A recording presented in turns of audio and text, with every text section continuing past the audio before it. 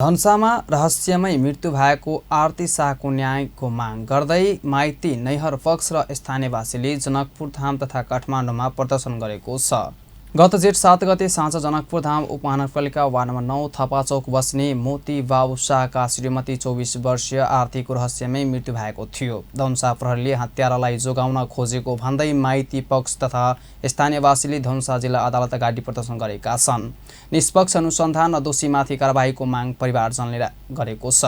पीडित परिवारलाई उल्टै धनुषाका एसपी विश्वराज खड्का र डीएसपी वेद प्रसाद गौतमले कुटपिट गरेको भन्दै उनीहरूलाई तत्काल कारबाही गर्न पनि उनीहरूले गरेका छन्।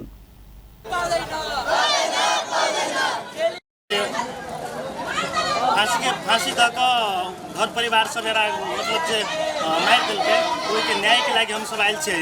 बृहस्पति के शुक्र के सुनवाई रहे तो बृहस्पति के आरती शाह के भाई के बहन के और मम्मी के पापा के सबके कुआं में रह कर मारपीट के रहे। मारपीट के बाद में हॉस्पिटल में गए। हॉस्पिटल में से काठमांडू जनकपुर में इलाज नहीं भ सकल, काठमांडू रेफर कर दिल। वही के पक्ष में सुनवाई चले तो सुनवाई के लग हम सब विरोध प्रदर्शन कर और दोषी ला कार्रवाई करे चाहिए।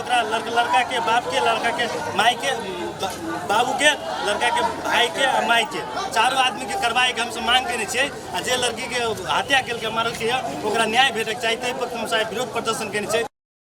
उनीहरूले एसपी र डीएसपीलाई निलम्बन गरी कारबाही गर्नुपर्ने, जिल्ला न्यायाधिवक्ता पोस्टमार्टममा संलग्न डाक्टरमाथि अनुसन्धान गरी कारबाही गर्नुपर्ने, हत्याको सीआईबीद्वारा जाँच लगायत 6 सूत्रीय माग राखेका छन्।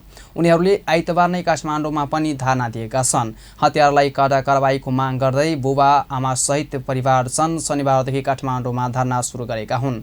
गत जेठ 7 गते धनुषाको मिथिला बिहारी नगरपालिका वार्ड नम्बर 3 मिथिलेश्वर मौवाही घर भई हाल जनकपुर धाम उपमहानगरपालिका वार्ड नम्बर 9 थापाचौकमा रहँदै आएकी 22 वर्षीय आरती कुमारी शाहको मृत्यु भएको हो। उनको दाइजोकै कारण हत्या गरिएको माइती पक्षको आरोप छ। नगराई नगरपालिका वार्ड नम्बर 8 खिरखिरिया नैनहर भएकी आरतीको उनका श्रीमान मोती बाबु शाह, ससुरा मदन मोहन शाह, सासू रेणु देवी शाह र देवर रवि शाह मिलेर घाँटे खिची हत्या गरेको मृतकको आमाको आरोप रहेको छ। आरतीको विवाह 2 वर्ष अगाडि भएको थियो। दहेजको थप रकम नदिँदा पटक पटक आरतीलाई उनीहरूले कुटपिट गर्दै शारीरिक र मानसिक तनाव दिँदै आएको पनि मृतक आमाको आरोप छ। यता केटा पक्षले आफूहरूले हत्या नगरेको दाबी गर्दै आएको छ।